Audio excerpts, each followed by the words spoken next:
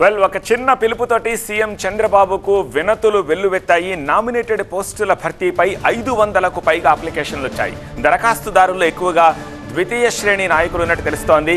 అప్లికేషన్లు సమర్పించిన వారిలో 80% మంది మహిళలే ఉన్నారు. ఈసారి కష్టకాలంలో పార్టీకి అండగా ఉన్న వారికి నామినేటెడ్ పదవుల్లో ప్రాధాన్యం ఇస్తామని చంద్రబాబు హామీ ఇచ్చారు. సభ్యత్వ నమోదు కార్యక్రమం విజయవంతం చేయాలని పిలుపునిచ్చారు.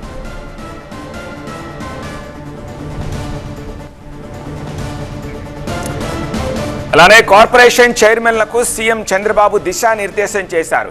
పదవులు అనుభవించడానికి కాదు, ప్రజలకు సేవ చేయడానికి అన్నారు చంద్రబాబు. కార్పొరేషన్ చైర్మన్లు పార్టీకి ప్రజలకు మధ్య వారధిగా నిలబడాలి అన్నారు.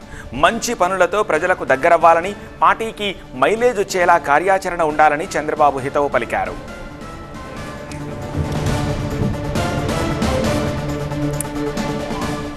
అమరావతి నుంచి మరింత సమాచారం మా ప్రతినిధి ఈశ్వర్ అందిస్తారు. ఈశ్వర్, అసలు ఇంకా ఎన్ని నామినేటెడ్ పోస్టులు ఇంకా మిగిలి ఉన్నాయి? ఆశావహుల తాకిడికి చంద్రబాబు రెస్పాన్స్ ఏంటి? దాదాపు పెద్ద ఎత్తున ఇంకా పెండింగ్ ఉన్నాయి. దాదాపుగా చైర్మన్ పోస్టులు అయితే ఒక 30 నుంచి 40 వరకు చైర్మన్ పోస్టులు, అలాగే టెంపుల్ కమిటీలకు సంబంధించి టెంపుల్ చైర్మన్స్ కావచ్చు, లేకపోతే టెంపుల్ లోకల్గా ఉన్న వాళ్ళ నుంచి ఎక్కువ డిమాండ్ ఉంటుంది. లోకల్గా ఉన్న టెంపుల్కి సంబంధించి స్థానికంగా ఉన్న వాళ్ళకి అక్కడ ప్రయారిటీ అవసరం అవుతుంది కాబట్టి వాళ్ళని అడ్జస్ట్ చేసేదానికి దాదాపు ఇంకా ప్రాధాన్యత కలిగిన పోస్టులు ఒక 500 వరకు ఉంటాయి. కానీ ఈరోజు ముఖ్యమంత్రి సాధారణంగా పని ఒత్తిడిలో చాలా నిరంతరం బిజీగా ఉంటుంటారు. కానీ ఆయన అవకాశం దొరికిన ప్రతి సందర్భంలో పార్టీ కేంద్ర కార్యాలయానికి వచ్చే అంశాన్ని, లేకపోతే అట్లాంటి అవకాశాన్ని తీసుకునే ప్రయత్నం చేస్తూ ఉంటారు. సో అట్లాంటి నేపథ్యాన్నే ఈరోజు గత కొంతకాలంగా నెల రోజుల పాటు ఆయన పార్టీ కార్యాలయానికి వెళ్ళలేకపోయారు. ముఖ్యమంత్రి అయిన తర్వాత ప్రతి శనివారం ఆ పార్టీ కార్యాలయంలో అందుబాటులో ఉంటాయని చెప్పారు. కానీ విపరీతమైన పని ఒత్తిడి కావచ్చు, అనేక రకాల మిగతా రాష్ట్రాలకు సంబంధించి కావచ్చు, దేశ రాజకీయాల్లో కూడా కీలకంగా ఉన్న నేపథ్యం కావచ్చు, లేదంటే రాష్ట్రానికి సంబంధించిన పనులు ఢిల్లీలో కావచ్చు, లేకపోతే ఇతర ప్రాంతాల్లో ఏదైనా ముఖ్యమైన ప్రాజెక్ట్స్లకు సంబంధించిన విజిట్స్ ఉన్నప్పుడు కావచ్చు, ముఖ్యమంత్రి అలా పర్యటన చేస్తున్న క్రమంలో పార్టీ కార్యాలయానికి వెళ్ళడం చాలా ఈ మధ్యకాలంలో తగ్గింది. కానీ నెల రోజుల తర్వాత సడన్గా ఆయన ఈరోజు మిగతా ప్రోగ్రామ్స్ అన్నింటినీ వాయిదా వేసుకొని పార్టీ కార్యాలయానికి వెళ్ళాలి. ఎందుకంటే పార్టీకి ప్రభుత్వానికి మధ్య సమన్వయం పెంచాలి, పార్టీ శ్రేణులకి అందుబాటులో ఉండాలి, పార్టీ ఈ స్థాయి కల్పించిన పార్టీ శ్రేణులకి కావచ్చు, పార్టీ క్యాడర్కి ఒక భరోసాని ఇవ్వాలి అన్న ప్రయత్నంలో భాగంగానే ఆయన రెగ్యులర్గా వెళ్తూ ఉంటారు. సో ఈరోజు అట్లానే నిన్న షార్ట్ నోటీస్లోనే నిన్న సాయంత్రం ఆయన ఈరోజు పార్టీ కార్యాలయానికి వెళ్తారని చెప్పారు. ఆ విధంగానే ఈరోజు పార్టీ కార్యాలయానికి వెళ్తే పెద్ద సంఖ్యలో దాదాపు ఊహించిన విధంగా కంప్లైంట్స్ వచ్చాయి. వీటిలో సాధారణంగా ప్రభుత్వంలో అధినేత కాబట్టి ప్రభుత్వానికి సంబంధించిన ఏదైనా అడ్మినిస్ట్రేటివ్ ల్యాప్సెస్ ఉన్నావో, లేకపోతే ఏదైనా ప్రొసీజరల్ ల్యాప్సెస్ ఉన్నైతే వాటిని సవరించే ప్రయత్నం ఉంటుంది. కానీ ఎక్కువ మంది వచ్చిన వాళ్ళలో దాదాపు 70% మంది నామినేటెడ్ పొజిషన్స్ కోరుతూ పార్టీలో నేతలు అక్కడికి రావడం జరిగింది. వాళ్ళలో కూడా ఎక్కువ మంది మహిళా నేతలు ఉండడం జరిగింది. వాళ్ళందరినీ చూసిన తర్వాత ముఖ్యమంత్రి వాళ్ళందరినీ ఉద్దేశించి కూడా చాలా కేటగారికల్గా, చాలా స్పష్టంగా మీ అందరి సేవలు ఖచ్చితంగా వినియోగించుకునే ప్రయత్నం చేస్తాం, ఎందుకంటే మీ అందరి కృషి వల్లే పార్టీ అధికారంలోకి వచ్చింది, అందులో ఎలాంటి సెకండ్ థాట్ లేదు, మీరు చేసిన కృషిని ఖచ్చితంగా పార్టీ గుర్తిస్తోంది, దాని సందర్భంలో దానికి అవకాశం వచ్చిన సమయంలో మీ అందరికీ న్యాయం చేసే ప్రయత్నం చేస్తాం. ఇంత పెద్ద ఎత్తున విజయం సాధించింది కాబట్టి, అందులో కూటమి పార్టీలు కూడా ఉన్నాయి కాబట్టి, జనసేన, భారతీయ జనతా పార్టీ కూడా మనతో కలిసి ఉన్నాయి కాబట్టి అందరికీ ఒకేసారి నామినేటెడ్ పోస్టులు అకామిడేట్ చేసే అవకాశం ఉండకపోవచ్చు. కానీ ఖచ్చితంగా పార్టీకి సేవ చేసిన వాళ్ళని, పార్టీకి అంకిత భావం చూపించిన వాళ్ళు కావచ్చు, లేకపోతే నిబద్ధత వ్యక్తం చేసిన వాళ్ళని మాత్రం ఎట్టి పరిస్థితుల్లో వదలదు, సరైన సమయంలో సరైన స్థానాన్ని వాళ్ళకి కల్పిస్తామని చెప్పి ముఖ్యమంత్రి చెప్పారు. అదే సమయంలో మిగతా పొజిషన్స్ వచ్చిన వాళ్ళు కూడా ముఖ్యమంత్రిని కలిసిన నేపథ్యంలో మీకు ఇచ్చిన పొజిషన్స్ని చాలా ఎఫెక్టివ్గా దాన్ని వాడాల్సిన అవసరం ఉంటుంది. ప్రజలకి మీరు ఇచ్చిన ప్రభుత్వానికి పార్టీకి మధ్య ఉన్న ప్రభుత్వ పథకాలను మీరు ప్రజల్లోకి గట్టిగా తీసుకెళ్లే ప్రయత్నం చేయమని చెప్పి ముఖ్యమంత్రి వాళ్ళకు కూడా సూచించారు. సో మొత్తానికైతే పార్టీ కార్యాలయంలో ఒక పెద్ద పండుగ వాతావరణం ఈరోజు కలిసింది. పార్టీ శ్రేణులు కూడా ముఖ్యమంత్రి రాకతో కొంత ఆనందాన్ని వ్యక్తం చేస్తున్న పరిస్థితి, ఆయన ఇచ్చిన భరోసాతో, ఆయన ఇచ్చిన హామీతో అందరూ హ్యాపీగా వెళ్ళడం జరిగింది. ప్రజా పోరాటాలకు సిద్ధం కండి అని వైసీపీ నేతలకు వైసీపీ అధినేత జగన్ పిలుపునిచ్చారు. 6 నెలల్లోనే ప్రభుత్వంపై తీవ్ర వ్యతిరేకత ఉందని, మండల, నియోజకవర్గ, జిల్లా స్థాయి ఆందోళనపై కార్యాచరణ సిద్ధం చేయండన్నారు. వ్యవస్థలన్నీ నిర్వీర్యం చేశారు, విచ్చలవిడిగా అవినీతి జరుగుతుందన్నారు జగన్. ప్రజల తరపున గళం విప్పాల్సిన సమయం వచ్చిందన్నారు జగన్.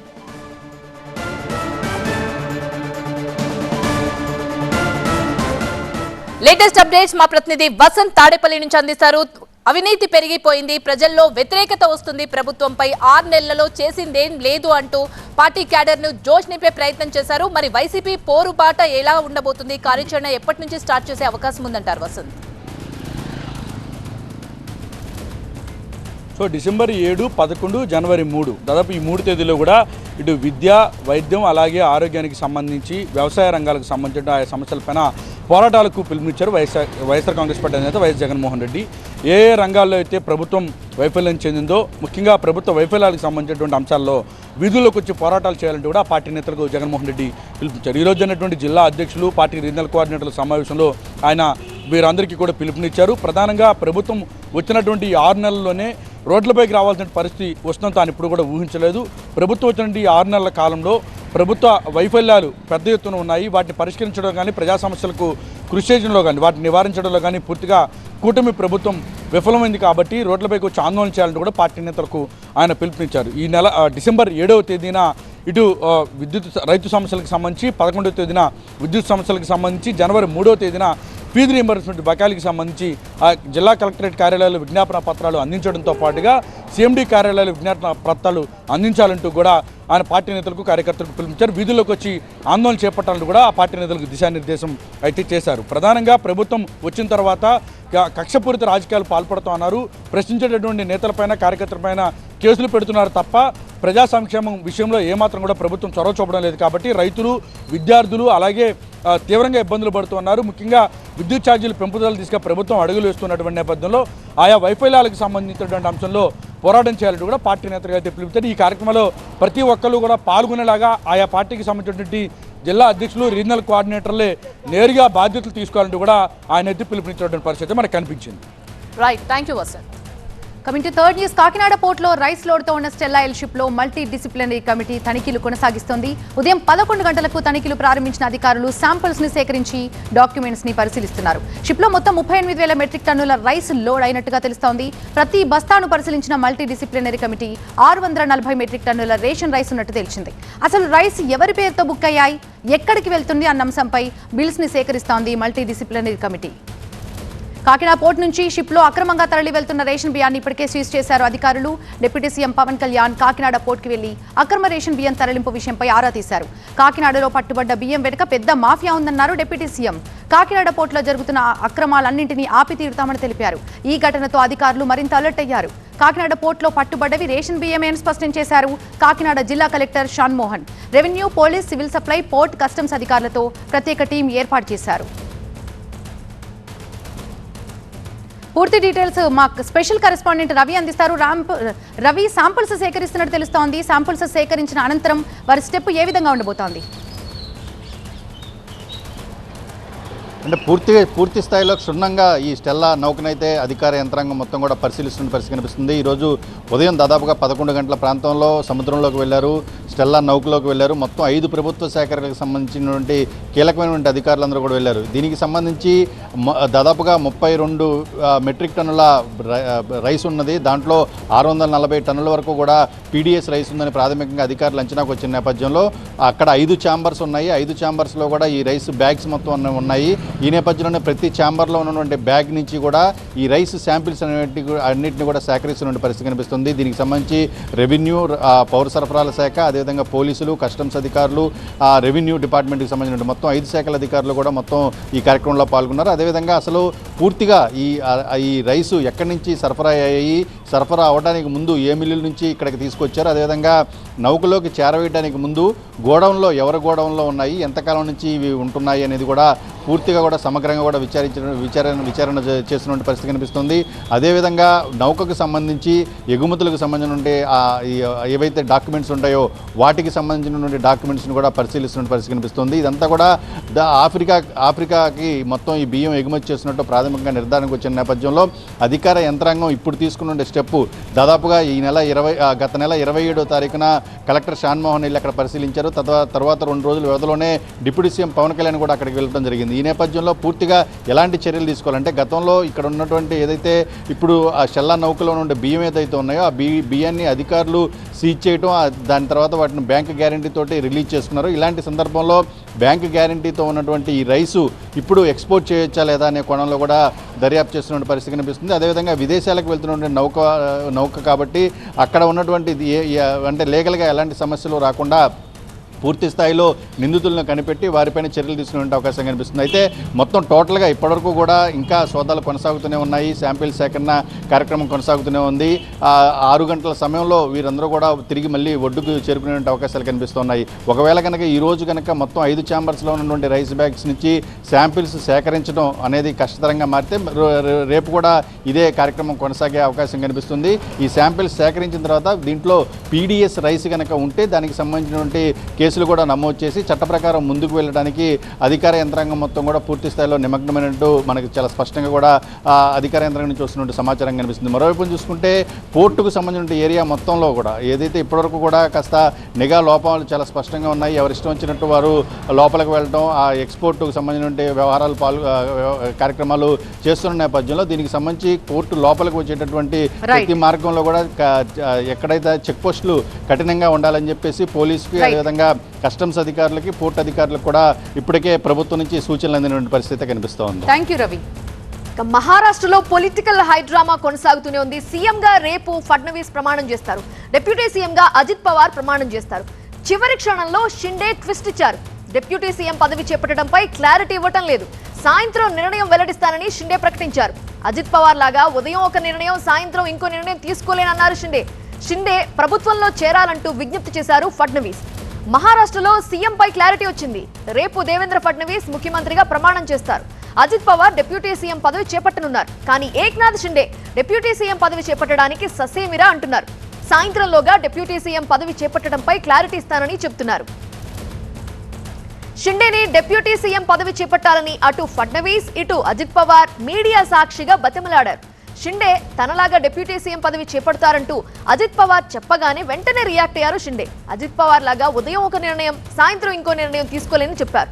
ఉదయం పూట ఓ పార్టీ నుండి, సాయంత్రం వేళ ఇంకో పార్టీ నుండి ప్రమాణం చేసిన అనుభవం మీకుంది అంటూ అజిత్ పవార్ కి చురకలంటించారు షిండే. దీంతో అంతా గొల్లున్నవ్వారు. अरे भैया अभी तो कहा, देवेंद्र जी ने भी कहा, मैं भी कह रहा हूँ रुको थोड़ा, अभी शाम तक रुको, अभी कल शपथ ली है ना, उनका समझ में आएगा। मैं तो लेने वाला हूँ, मैं रुकने वाला हूँ। दादा को नहीं, अरे भाई दादा को अनुभव है, दोपहर शाम को भी लेने का और सुबह भी लेने का।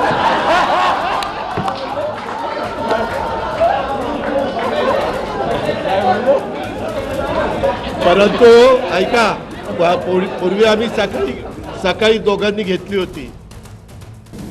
एकत्रितपणेच निर्णय हे या महायुतीच्या सरकारमध्ये होतील हा मला विश्वास आहे. मी स्वतः काल माननीय मुख्यमंत्री एकनाथराव शिंदेजी यांना भेटून त्यांना विनंती केली की शिवसेनेच्या वतीनं त्यांनी मंत्रिमंडळात राहावं आणि मी त्यांना हे देखील सांगितलं की शिवसेनेच्या आमदारांची आणि महायुतीच्या सगळ्या आमदार సీఎంగా షిండే తన పేరును ప్రతిపాదించారని అజిత్ పవార్ సమర్థించారని ఫడ్నవీస్ అన్నారు. షిండే ప్రభుత్వంలో చేరితే బాగుంటుంది అన్నారు. దీంతో సీఎం పదవి దక్కకపోవడంతో షిండే అలక స్పష్టంగా బయటపడుతోంది. రేపు షిండే ప్రమాణ స్వీకారం చేస్తారా లేదా వివరాలు అందించడానికి మా అసోసియేట్ ఎడిటర్ మహాత్మా లైవ్ లో సిద్ధంగా ఉన్నారు. మహాత్మా, షిండే మీడియా సాక్షిగానే తన అసహనాన్ని ప్రదర్శించారు. ఏం జరగబోతోందంటే ఏం చెప్తారు?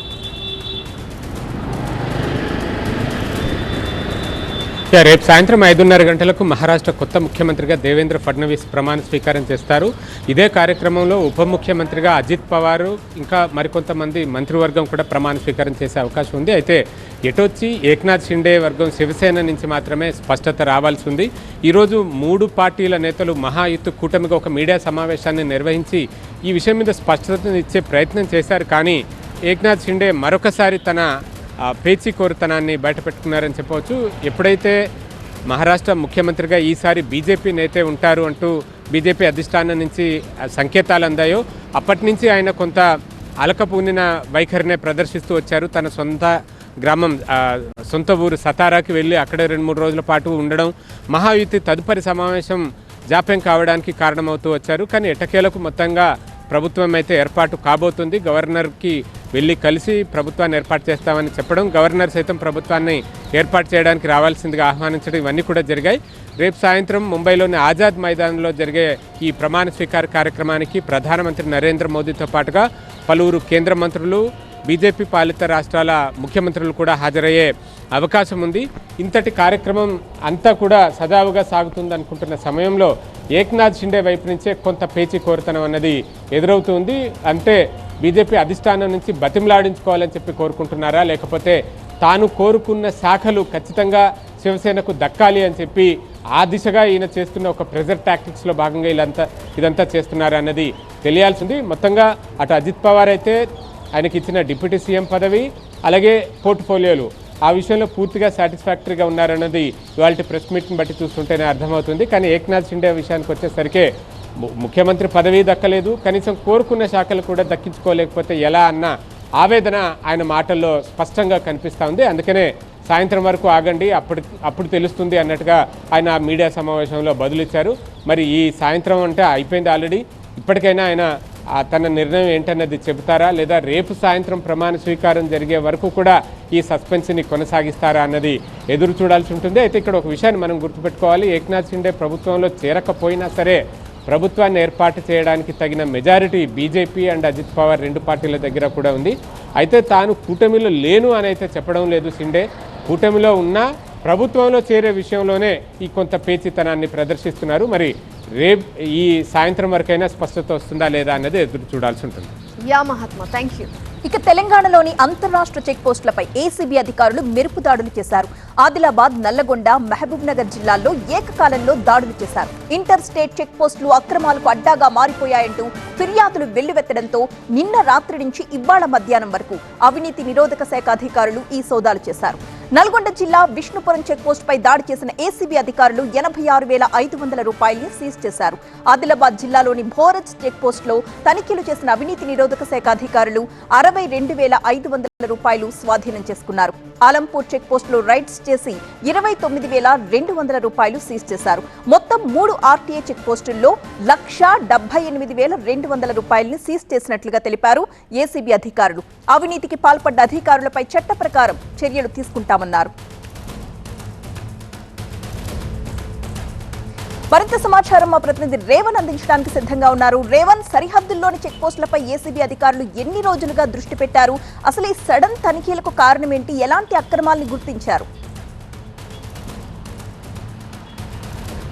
అంటే గత కొద్ది రోజులుగా అంతర్రాష్ట్ర చెక్ పోస్టుల వద్ద అవినీతి జరుగుతుందని పెద్ద ఎత్తున ప్రభుత్వానికి ఫిర్యాదులు కూడా వచ్చాయి. ఈ నేపథ్యంలోనే అవినీతి నిరోధక శాఖ ఈ సరిహద్దు చెక్ పోస్టులపై దృష్టి సారించింది. ఈరోజు ఆకస్మికంగా అంటే రాష్ట్రంలో ఉన్నటువంటి అన్ని సరిహద్దు చెక్ పోస్టులపై ఏకకాలంలోనే ఆకస్మికంగా దాడి చేస్తుంది. ఇందులో 3 చెక్ పోస్టుల వద్ద, ఏదైతే హైదరాబాదు చెక్ పోస్ట్ వద్ద, అలాగే నల్గొండ జిల్లా వాడపల్లి చెక్ పోస్ట్, అలాగే గద్వాల చెక్ పోస్ట్ వద్ద కూడా కొంత అంటే లెక్కచూపని నగదు కూడా దొరికినటువంటి పరిస్థితి. దీంతో గత చాలా రోజులు కదా చెక్ పోస్టుల వద్ద ప్రభుత్వ ఆదాయానికి గండిపడేలా ఈ అధికారులు అవినీతికి పాల్పడుతున్నారు. చాలా వరకు అంటే ఈ ప్రభుత్వానికి ఆదాయం రాకుండా ప్రత్యేకంగా ప్రైవేట్ సైన్యాన్ని ఏర్పాటు చేసుకుని, ప్రైవేట్ వ్యక్తులను ఏర్పాటు చేసుకుని ఈ సరిహద్దు వద్ద అవినీతికి పాల్పడుతున్నారనే విమర్శలు, ఆరోపణలు కూడా పెద్ద ఎత్తున వస్తున్న నేపథ్యంలో ప్రభుత్వం దీనిపై స్పందించింది. ఈ స్పందనలో భాగంగానే ఏసీబీ ఈరోజు అధికారుల అంటే ఈ చెక్ పోస్టులపై కూడా దాడి చేసిందిగా మనం భావించవచ్చు. ముఖ్యంగా పెద్ద ఎత్తున చాలా కాలంగా కూడా సరిహద్దు చెక్ పోస్టులో కూడా పెద్ద ఎత్తున అవినీతి జరుగుతుంది. ఎన్నోసార్లు కూడా అనేక టీవీ9 కథనాల్లో కూడా బయటపడిన విషయం తెలిసిందే. ఈ నేపథ్యంలోనే ఏసీబీ చెక్ పోస్టులపై దృష్టి సారించింది. ఆకస్మికంగా ఏకకాలంలోనే 7 బృందాలు, మొత్తం 7 బృందాలు రాష్ట్ర హైదరాబాద్ నుంచి బయలుదేరినటువంటి 7 బృందాలు ఏకకాలంలోనే అన్ని చెక్ పోస్టులపై దాడి చేశాయి. ఇందులో 3 చెక్ పోస్టులలో మొత్తం 1,78,000 రూపాయల నగదును అయితే లెక్కచూపని నగదును కూడా స్వాధీనం చేసుకున్నారు. అక్కడ ఉన్నటువంటి పరిస్థితిని మొత్తం 7 బృందాలు కూడా పూర్తిగా రికార్డ్ చేసుకున్నటువంటి పరిస్థితి. అయితే ఎవరిని కూడా అదుపులోకి తీసుకోలేదు. కానీ ఇక్కడ ఎవరైతే ఇర్రెగ్యులారిటీగా ఉన్నటువంటి అధికారులపై కూడా చర్యలు తీసుకునే విధంగా ఒక నివేదికను కూడా తయారు చేస్తున్నామని చెప్పి ఏసీబీ అధికారులు చెప్తారు. దీనికి సంబంధించి కూడా ఒక ప్రభుత్వానికి త్వరలో ఒక నివేదికను సమర్పించిన తర్వాత ఈ సరిహద్దు చెక్ పోస్టుల వద్ద కూడా ఒక స్ట్రీమ్ లైన్ తీసుకురావాలి. ఇక్కడ ప్రభుత్వానికి అంటే ఆదాయాన్ని గండిపడేలా కాకుండా ఒక ఆదాయ వనరుగా ఉండే విధంగా చర్యలు తీసుకోవాలి, స్ట్రీమ్ లైన్ చేయాలి. ఇక్కడ ఎటువంటి అక్కతక్కులు కానీ అవినీతి జరగకుండా చర్యలు తీసుకోవాలనే ఉద్దేశంతో ఏసీబీ ఈరోజు దాడులకైతే, ఆకస్మిక తనిఖీలకైతే పాల్పడింది. మరిన్ని భవిష్యత్తులో మరిన్ని కూడా తనిఖీలు ఈ రకంగా ఉండే అవకాశం ఉన్నట్టుగా ఏసీబీ అధికారులు అయితే చెప్తున్నారు. మొత్తం మీద సరిహద్దులో జరుగుతున్నటువంటి అంతర్రాష్ట్ర చెక్ పోస్టుల వద్ద అవినీతికి ఈ ఆకస్మిక తనిఖీలు ఏమాత్రం అవినీతికి చెక్ పెడతాయో చూడాలి. మొత్తానికి మాత్రం కొంత అంతర్రాష్ట్ర చెక్ పోస్టుల వద్ద సిబ్బందులకు కొంత భయం అయితే కనిపించింది. ఎందుకంటే ఈ మధ్యకాలంలో ఎప్పుడూ లేని విధంగా ఏసీబీ ఈసారి ప్రత్యేకంగా అంతరాష్ట్ర సరిహద్దు చెక్ పోస్టులపై కూడా దృష్టి సారించి ఆకస్మిక తనిఖీలు చేయడంతో ఒక్కసారిగా ఆర్టీఐ చెక్ పోస్టుల వద్ద కలకలం రేపింది. దీంతో మొత్తం మీద ఒక నివేదికనైతే ప్రభుత్వానికి అందిస్తామని చెప్పి ఏసీబీ అధికారులు అయితే చెప్తున్నారు. Right, thank you Revan. ఇవి 585 అప్డేట్స్.